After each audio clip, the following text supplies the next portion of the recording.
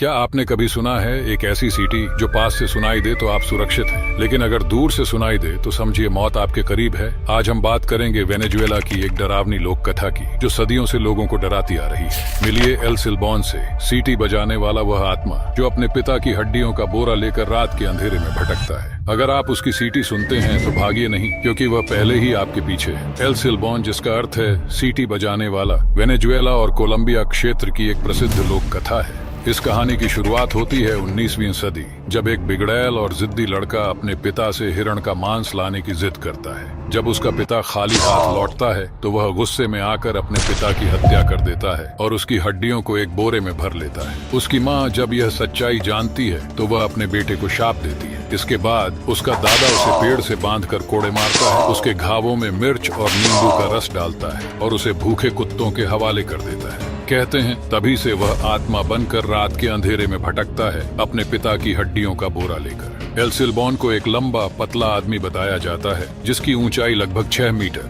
20 feet होती है। वह एक पुरानी फटी हुई सफेद पोशाक पहनता है और एक बड़ा हैट लगाता है। उसके कंधे पर एक बोरा होता है जिसमें उसके पिता की हड्डियां और उन लोगों की हड्डियां होती हैं जिन्हें वह मार चुका होता है। उसकी सबसे डरावनी विशेषता है उसकी सीटी, जो डो रे मी फा सोल ला सी की धुन में होती है। कहते हैं अगर उसकी सीटी पास से सुनाई दे तो वह दूर होता है, लेकिन अगर दूर से सुनाई दे तो वह आपके बहुत करीब होता है। एल सिल्बॉन खासकर उन लोगों को निशाना बनाता है जो शराबी, व्यभिचारी या अपने परिवार के प्रति लापरवाह होते हैं। वह उनके खून को चूस लेता है और उनकी हड्डियों को अपने बोरे में भर लेता है। कई कहानियों में बताया गया है कि वह रात के समय घरों के बाहर बैठकर अपने बोरे से हड्डियां निकाल कर गिनता है। अगर घर के लोग उसकी हड्डियों की गिनती सुन लेते हैं तो वे सुरक्षित होते हैं, लेकिन अगर नहीं सुनते तो अगले दिन उस घर में किसी की मौत हो जाती है। एल सिल्बॉन से बचने के लिए कुछ उपाय बताए गए हैं। अपने साथ कुत्ता रखें, क्योंकि एल सिल्बॉन कुत्तों से डरता है। मिर्च या लहसुन अपने पास रखें, क्योंकि ये उसकी कमजोरी है। कोड़ा या चाबुक साथ रखें, क्योंकि उसे कोड़े की आवाज से डर लगता है। आज भी वेनेजुएला और कोलंबिया के ग्रामीण इलाकों में लोग एल सिल्बॉन की कहानियां सुनाते हैं। कई लोगों का दावा है कि उन्होंने रात के समय उसकी सीटी सुनी है या उसकी परछाई देखी है। कुछ लोगों का कहना है कि उन्होंने उसे अपने घर के बाहर हड्डियां गिनते हुए देखा है। हालांकि इन कहानियों की सच्चाई की पुष्टि नहीं की जा सकती, लेकिन ये लोगों के दिलों में डर पैदा करने के लिए काफी है।